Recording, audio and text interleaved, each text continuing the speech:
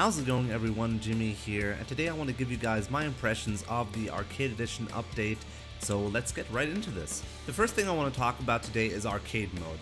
As a competitive player, I'm not really interested in arcade mode. I do have a lot to say about this one though, because I think it's like a major screw up on Capcom's end to spend so much resources on this mode. If you like arcade mode, and if you really wanted to have arcade mode in Street Fighter V, then you're going to be very happy with the way Capcom handled the situation here, because they really tried to deliver the best arcade mode like possible, right? And in that sense, I guess it's a success, but to me this is a big failure, because you really have to ask yourself, who is this mode for?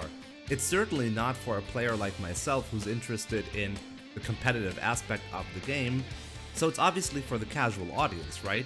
But here's the problem. The casual audience is really not there anymore. The main portion of the casual audience is obviously going to be there on release day, and arcade mode should have been there on release day. And this is like something, I'm not really sure what Capcom is thinking here, because even though they kind of re-released the game with Arcade Edition, it's not the same thing as the initial launch date.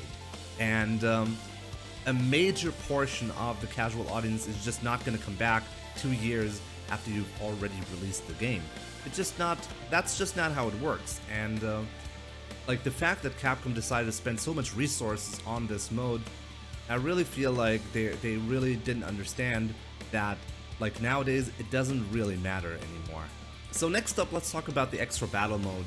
I'm not really sure why, but that mode really wasn't on my radar at all, and when it got released, when I first played Extra Battle, I had a ton of fun, and I'm gonna share this content with you as well. Like my grind against Shin Akuma was hilarious, and you have to see this, but that's for another video. But yeah, I really think Extra Battle has a lot to offer, especially as a streamer. I mean, I'm always happy when there's something unique I can show to my audience, and Capcom is certainly helping me with Extra Battle. You do have to spend fight money on this mode, which might seem bad at first because the fight money situation is kind of tricky. I'll probably talk about it in a little bit more detail soon, but yeah, it does offer some more excitement when you do play, when like there's something on the line. That's when what you feel like when you're playing Extra Battle, and that certainly makes it more exciting. So I'm very happy with that. I do have to say though, after Shin Akuma, which was like by far the best Extra Battle so far, I do feel like Extra Battle afterwards was kind of bad. I think that it was just poorly implemented, like this whole system with the costumes that you can gather. So basically they split up a costume into 4 parts, into 4 extra battles, and you have to beat a character within a certain time frame basically, and then you'll get the parts and then you get the costume. That's how it works. I didn't really enjoy those at all, to be honest. I think they were way too easy. That was my main problem. I kind of get Capcom doesn't want to punish you too much for having to spend fight money, and then going into a fight you cannot possibly win. As a casual player, this is probably very bad, but at the same time, if I'm just spending fight money and then I'll get a CPU that literally doesn't defend himself at all, and there's just like no strategy involved, it's like, okay, I'm just gonna jump in on my opponent over and over. He's not going to block anything, and then I'll win. I mean, it really takes away some excitement for Extra Battle, because I think, like Shin Akuma, once again, Shin Akuma was a really good example of even a competitive player has to kind of think about a strategy there, because Shin Akuma is so overpowered, and he's going to do stuff you'd never expect, and stuff is, like, his teleport is safe, and, like, can do some crazy stuff. And with that in mind, it really forces you to think a little bit outside of the box, and I really hope that returns in some future Extra Battles. So next up, let's talk about the enhanced training mode options. I'm really surprised about this one.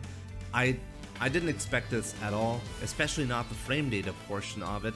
I really didn't think Capcom is going to put frame data in the actual game And the way they implemented it was really nice as well. It's very casual friendly, which is important because you really don't want to put something into your game that makes the average player feel like they're at school and they're learning some kind of weird math in order to calculate what to do. And like, it's such a weird thing to approach from a technical standpoint anyways. And the way they implemented it is really nice. Even if you have no understanding whatsoever about frame data, you can still see, oh, if I hit this button and my character is red afterwards, that's an indication of a bad button. I should only press this button if I can guarantee the hit. And yeah, that's very approachable for a casual player, and it's also really nice for a player like myself because first of all, I can make tutorials around these new options in training mode. That's very nice. It's going to be very helpful in the future. And at the same time, I can take a look at the frame data without having to look up a web page or whatever. And it's just in the game, and it's so much easier to have access to that. So I'm very grateful Capcom took the time to improve the training mode even further, because it was already a great mode. And if you compare it to something like Street Fighter 4, for example, it was already way better than it ever was in Street Fighter 4, so that's really nice. One thing I want to briefly mention are the loading times. I'm not really sure about this one, but I think the loading times are greatly improved.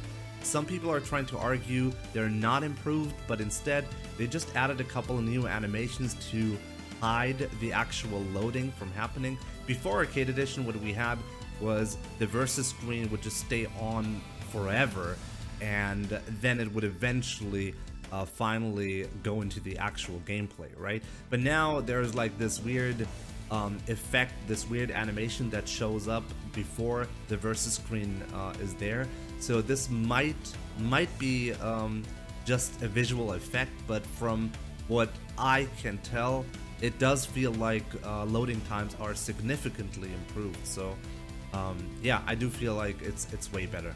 So the last thing I want to talk about today is the online experience in Arcade Edition, and this one is a big one, and Capcom really disappointed me with this because I'm having such a hard time getting decent matches online ever since the update rolled out, and I'm not really sure why that is.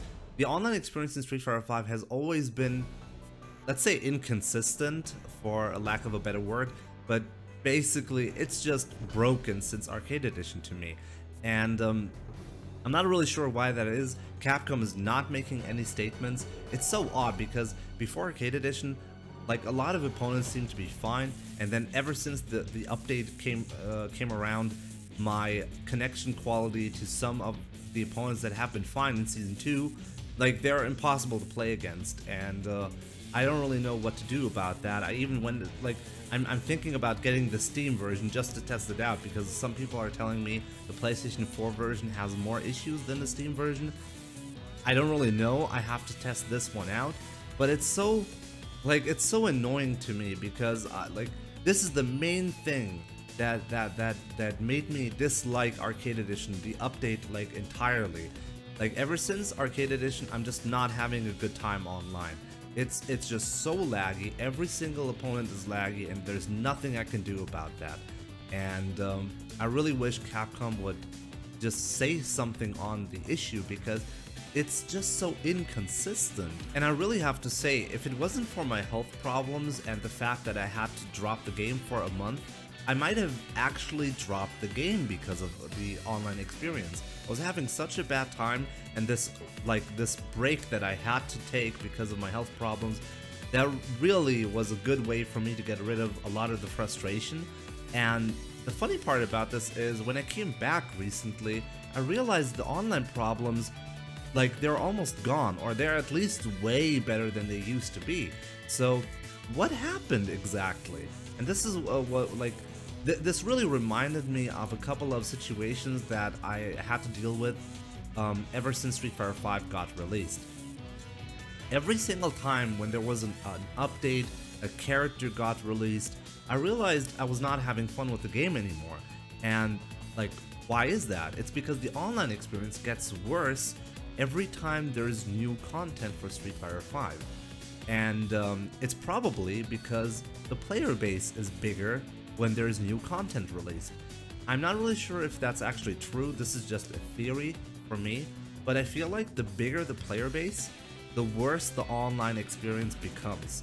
And you would feel like that should not happen, and I hear people all the time, they come to my channel and they're like, Jimmy, that cannot happen because Street Fighter V has a peer-to-peer connection system, so it's purely dependent on the connection quality between you and your opponent. And I think that's bullshit. I truly believe that is not true at all. There's clearly something in between, or like at least the player base, the amount of players somehow is affecting the connection quality. I'm not really sure what kind of like implementation Capcom is using for Street Fighter V, but it's clearly dependent on the amount of players. And if there are too many players, the connection quality overall drops, and that should not happen. That's not how it's supposed to work. And I really wish Capcom would just talk about this, because it's so clear they could be doing a better job. If my connection quality to an opponent that is usually fine is so dependent on the amount of players who are connected to the server structure at any given time, like that's such a bad thing. And even if that's the case, like let's say they can't avoid that, then they have to have more servers, so so there's like more room for everyone basically. And it's really something I wish Capcom would just talk about, because at the moment we have no clue whatsoever. Everybody has a different theory, and what I'm just saying is just speculation as well, right?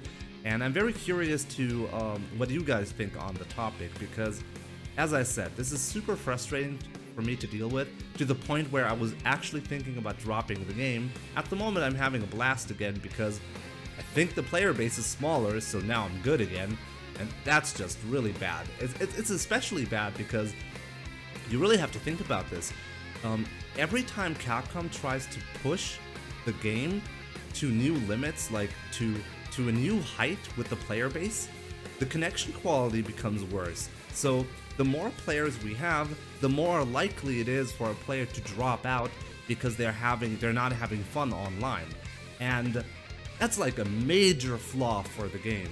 And yeah, I just wish Capcom would talk about this, because currently it's just a guessing game as to why we're dealing with this problem in the first place. So yeah, I'm very interested in your opinion. Guys, if you're having issues with Street Fighter V Online, if you have a similar experience, if you have a different experience from what I have, please let me know in the comment section below, because we really, like, as a community, I feel like if we're vocal on the topic, Capcom has to respond at some point.